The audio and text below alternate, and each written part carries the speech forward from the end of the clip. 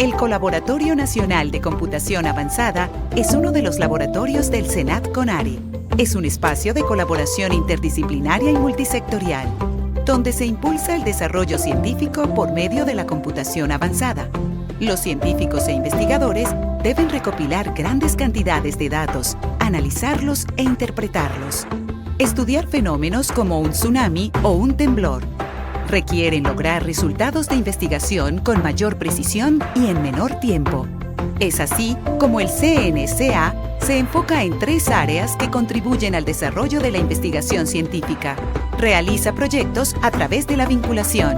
El colaboratorio participa en varios tipos de proyectos: investigación básica, aplicada e interdisciplinaria, desarrollo de infraestructura, educación y capacitación. CNCA trabaja en la expansión de una ciberinfraestructura de computación de alto rendimiento, que permite a las universidades públicas y a sus asociados compartir tecnologías para desplegar aplicaciones de simulación y procesamiento masivo de datos. El Colaboratorio Nacional de Computación Avanzada ofrece talleres. CNCA colabora y acelera los procesos de investigación científica mediante el uso de la computación avanzada. Somos SENAT, transformando conocimiento en desarrollo. El estudio de la epidemiología computacional inició en el Colaboratorio Nacional de Computación Avanzada en el 2020, más que todo motivado por la situación a nivel mundial que hemos estado viviendo con el COVID-19, pero también pensando en las epidemias que posiblemente surjan en el futuro y en las que enfrentamos todos los años, como es el caso del dengue. Si nosotros analizamos una conversación cotidiana en redes sociales, ¿verdad? Donde se habla de las estrategias sanitarias implementadas para combatir la pandemia, vemos que hay opiniones contrastantes, pero preocupaciones genuinas y lógicas. Por ejemplo, aquí vemos un ejemplo donde un usuario pues dice que está a favor de que se abran las escuelas bajo estrictas medidas sanitarias, porque no todos los estudiantes tienen los recursos para recibir clases virtuales, ¿verdad? Es pues una preocupación lógica, dado que pues a nivel regional no se tiene la infraestructura necesaria para implementar al 100% las clases virtuales.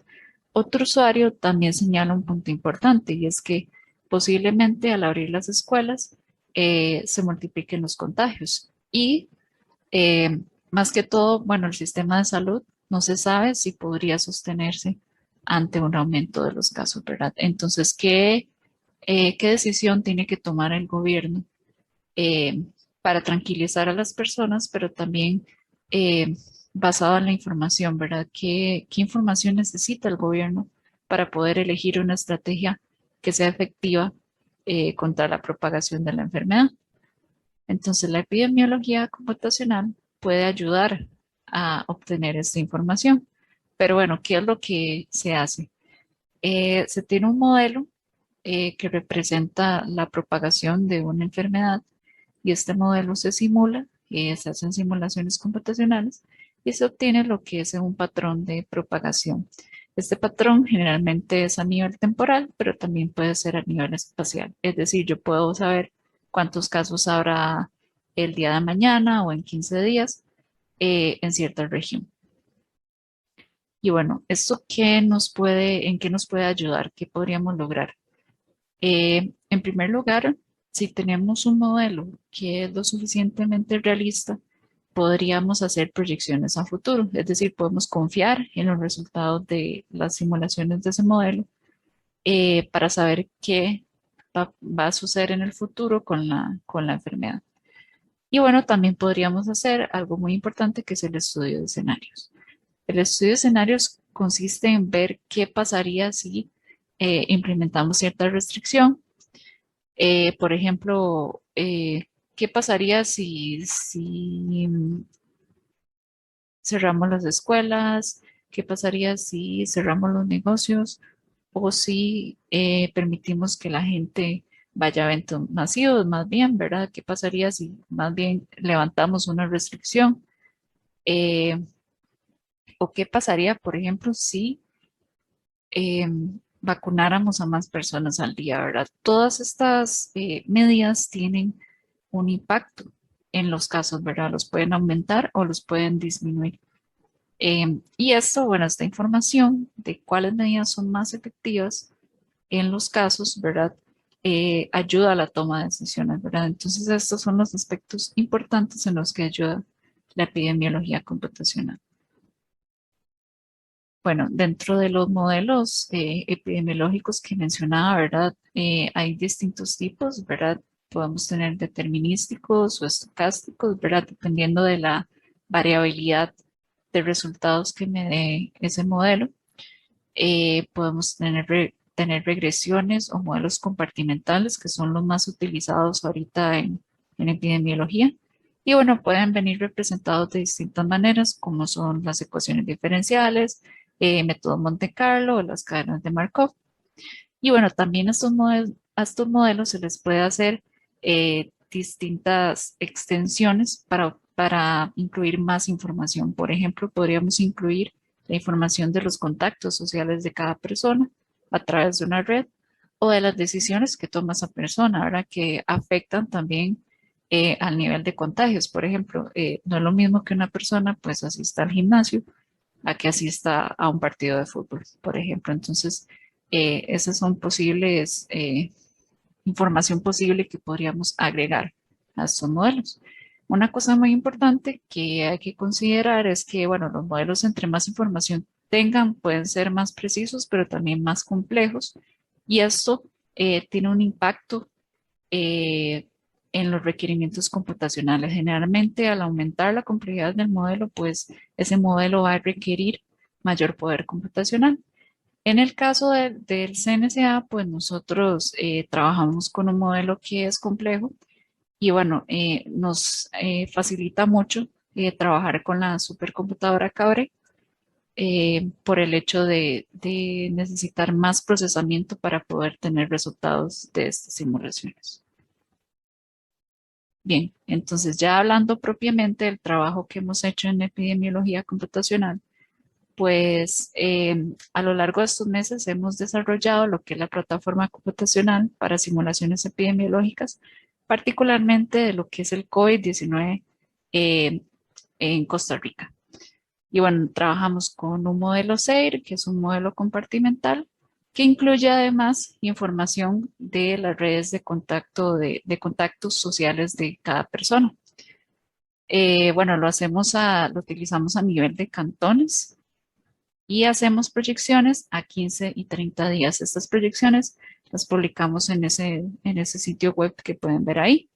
Y bueno, también incluimos una imagen de cómo se ve la información que publicamos de los resultados del modelo, que incluye, bueno, casos reportados, fallecidos, recuperados, entre otras variables. Bueno, ya viendo lo que es el resultado del modelo, aquí tenemos un ejemplo de cómo se comporta el modelo respecto a los datos oficiales, ¿verdad? Que es la curva azul. El modelo sería la curva anaranjada. Y bueno, vemos que replica bastante bien lo que son los casos acumulados reportados, ¿verdad? Y eso es lo que queremos, ¿verdad? Queremos un modelo que sea bastante realista, replique bien los datos oficiales para poder hacer las proyecciones. También tenemos un ejemplo del tipo de información que desplegamos en el sitio web, como este mapa que ven acá, que es un mapa pues, de casos infectados. Eh, se, eh, se, se ve la división por región y bueno, el color indica lo que es la cantidad de, de población infectada en este caso. Bueno, con este modelo también efectuamos lo que es el estudio de escenarios. En este caso escogimos tres escenarios que pues a nivel de Costa Rica son importantes. Era importante estudiarlos, ¿verdad? Uno es la vacunación, otro la apertura de escuelas y el otro es eh, el levantamiento, ¿verdad? De la restricción de realizar eventos sociales, tanto masivos como reuniones familiares. En el caso de la vacunación, quisimos estudiar qué pasaría si hiciéramos, si vacunáramos un número constante de personas desde el inicio de la vacunación, ¿verdad? Porque, bueno, en nuestro caso la vacunación ha sido un poco irregular desde el inicio. Y bueno, vemos que efectivamente, aunque la vacunación sea moderada, es decir, de 5.000 personas al día, pero si se hace constante, se tiene una reducción en los casos. Y bueno, en el caso de que pudiéramos hacer una vacunación exhaustiva, ¿verdad? En ese escenario, pues donde tuviéramos los recursos para hacer una vacunación de primer mundo, es decir, vacunar 100.000 personas al día, por ejemplo, vemos que en ese caso incluso empezamos a aplanar la curva, ¿verdad? Podemos provocar que la infección pues muera, por así decirlo, con el tiempo. El estudio de escuela lo realizamos eh, orientándonos a lo que es la apertura de escuelas al 100%, es decir, con todos los estudiantes.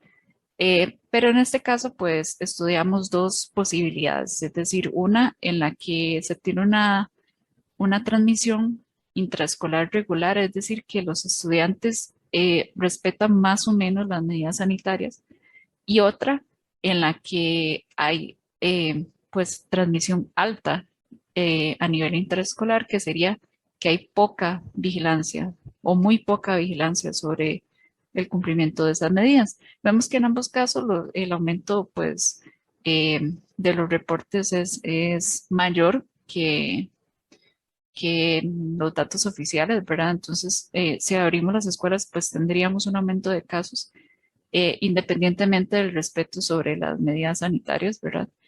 Y bueno, otra cuestión importante señalar aquí es que este aumento de casos sería a nivel nacional, ¿verdad? No serían solo los niños los que se contagien, sino que estos pues transmitirían la enfermedad a los adultos que, bueno, tienen mayores posibilidades de presentar síntomas más severos, ¿verdad?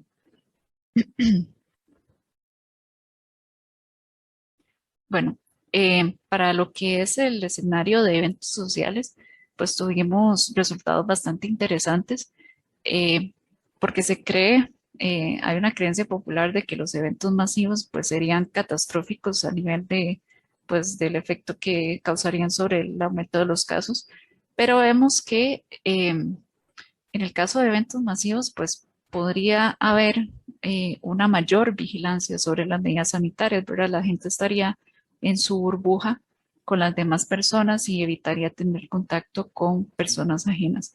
Este nivel de cuidado no se tendría con las reuniones familiares, ¿verdad? La gente está más en confianza, por así decirlo, y estaría menos vigilante del cumplimiento de las medidas del distanciamiento, el uso de mascarillas. Y bueno, entonces, ¿qué efecto tendría esto? Al final, se tiene que realizar eventos masivos, sería tan dañino como realizar reuniones familiares. Incluso las reuniones familiares podrían ser aún más dañinas, ¿verdad? Vemos que el aumento de casos es un poquito mayor y bueno, es un resultado pues interesante que obtuvimos con esta plataforma. Y bueno, para finalizar con esta presentación, eh, me gustaría que, bueno, se comprenda, ¿verdad?, que la epidemiología computacional es una herramienta fundamental para lo que es entender cómo se transmite una enfermedad y sobre todo para poder evaluar cuáles medidas sanitarias son las más efectivas en la contención de esa enfermedad. Y bueno, muchísimas gracias. Hola, mi nombre es Maripaz Montero Vargas. Soy investigadora asistente en el Colaboratorio Nacional de Computación Avanzada, que se localiza en el Centro Nacional de Alta Tecnología en Costa Rica. Hoy les vengo a presentar esta herramienta que se desarrolló en el laboratorio llamada Asgard Saga y es utilizada para la identificación de resistencia a antibióticos.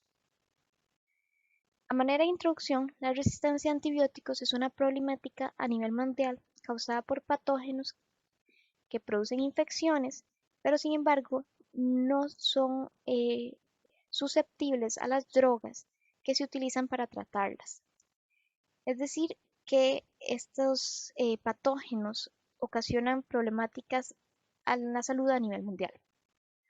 Un agravante de esta situación es que los patógenos desarrollan mecanismos de resistencia nuevos día con día, a la vez dificultando el diseño de nuevos medicamentos o de nuevos fármacos que se utilicen para tratar las infecciones. Como ejemplo, tomemos estas dos bacterias que son utilizadas por la Organización Mundial de la Salud como referentes gracias a su incidencia en infecciones a nivel mundial. E. coli presenta resistencia en más de un 90% de los casos, mientras que Klebsiella presenta resistencia en alrededor de 80% de los casos de infección. Al ser tan comunes estas bacterias en infecciones, se utilizan para reflejar cuál es el alcance que tiene esta problemática a nivel mundial. Otro agravante es la diversidad de cepas. Las cepas son las diferentes variantes o las diferentes variaciones que existen de una misma especie. Por ejemplo, este mapa refleja las diferentes cepas de Salmonella, una bacteria que puede infectar diferentes organismos. Como les digo, estos patógenos no necesariamente están solo en las personas, sino que también pueden infectar a diferentes organismos de consumo humano, pueden estar presentes en muestras ambientales, como es el agua, y todo esto puede agravar la situación, ya que a la hora de que las personas consumen estas bacterias, pueden adquirir infecciones. Además que en el caso de los animales de producción cárnica que se utilizan para alimentación humana, una vez que ellos adquieren infecciones y que son tratados con antibióticos para curarse, las bacterias que se encuentran en ellos pueden adquirir resistencia. Y esta resistencia, una vez que son consumidos, puede ser transmitida a las personas. Hablando un poco para que entendamos a nivel genético qué es lo que ocurre, los patógenos o bacterias contienen material genético, el cual está contenido en cromosomas circulares, como este. En ellos se encuentran los genes que se utilizan para mantener o dar vida a los patógenos. Sin embargo, existen genes extracromosomales, o sea, que se encuentran en diferentes estructuras diferentes a esta,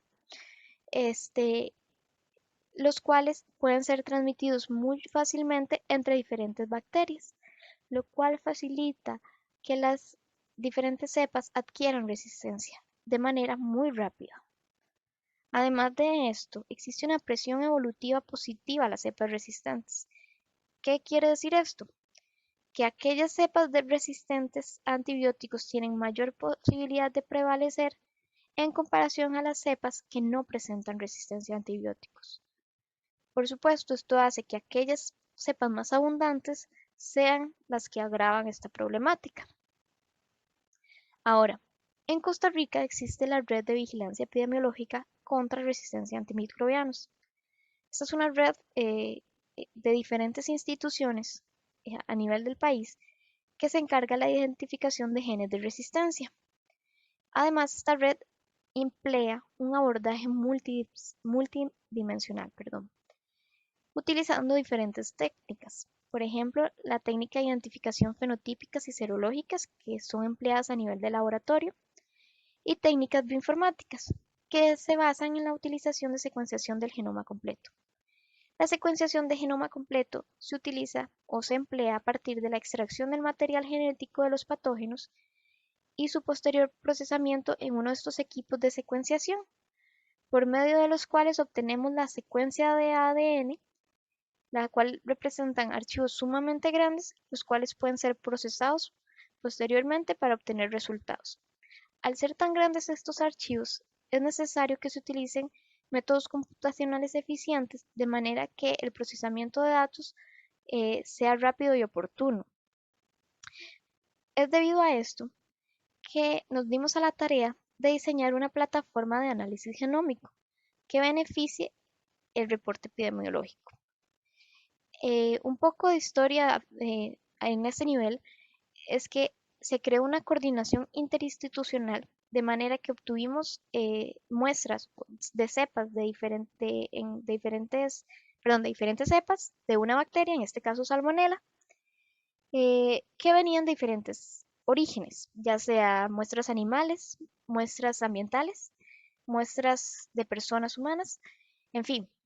Todas estas muestras fueron empleadas para realizar la secuenciación de genoma completo y esos datos fueron utilizados ya para desarrollar un procesamiento automático y por ende el diseño de la plataforma. De manera que pudimos obtener un reporte epidemiológico de manera rápida y sencilla. Con esto nació la herramienta Asgard Saga. Estos son los acrónimos en inglés de la herramienta. Esta herramienta fue diseñada por Alex Sáenz Rojas, un estudiante que colabora con nosotros en el laboratorio de computación. Y para dar un poco de contexto, Asgard quiere decir Accelerated Sequential Genome Analysis for Antibiotic Resistant Detection, mientras que Saga, la segunda parte de esta herramienta, significa SNP's Automatic Genome Analysis.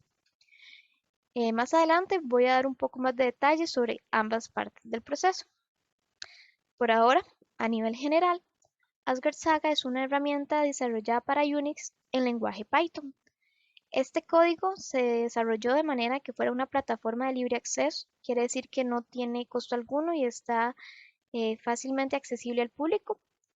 Es una herramienta modular que nos permite integrar otro software de manera que podamos ajustar los resultados que obtengamos de ella. Y precisamente al ser desarrollada para ser utilizada en Unix y en línea de comandos, nos interesó que fuera fácil de usar y que fuera amigable con el usuario, ya que muchos de los expertos que trabajan en vigilancia epidemiológica tienen un bagaje biológico, pero no un bagaje computacional. Entonces, eso era importante. Además, nos interesaba mucho que fuera de fácil entendimiento y aplicación para que se obtuvieran resultados rápidos y que fuera adaptable a diferentes infraestructuras computacionales, o sea, que no fuera dependiente de una infraestructura particular. Y por supuesto que el tiempo de procesamiento fuera reducido. Eh, para entrar un poco más en detalle, este es una visión general o un esquema que representa qué es lo que hace Asgard Saga. En un principio, iniciamos con una parte modular, que es el procesamiento de la calidad de las secuencias, y podemos ver que este esquema presenta dos ramas.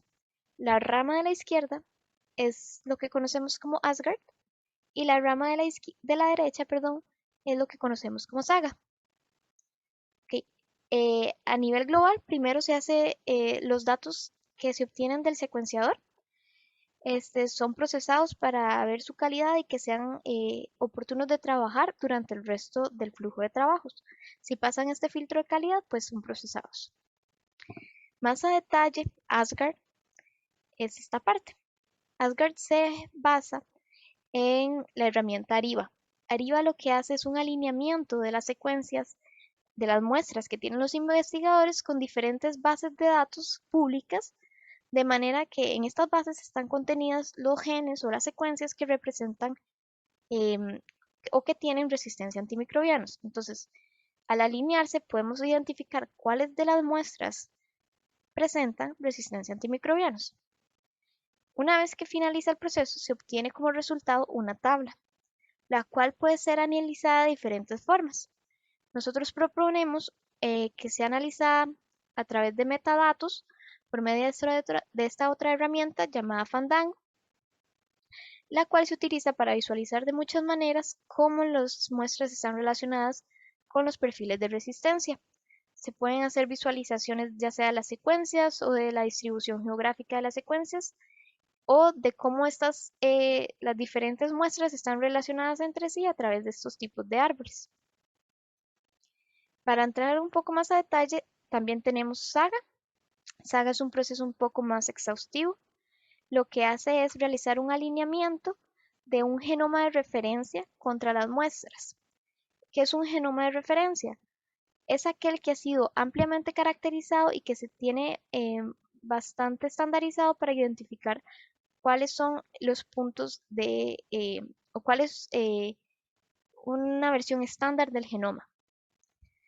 Una vez que se realiza ese alineamiento, se hace una identificación de SNP o Single Nucleotide Polymorphism, SNPs, los cuales indican en qué puntos del genoma de las muestras se encuentran variantes respecto al genoma de referencia.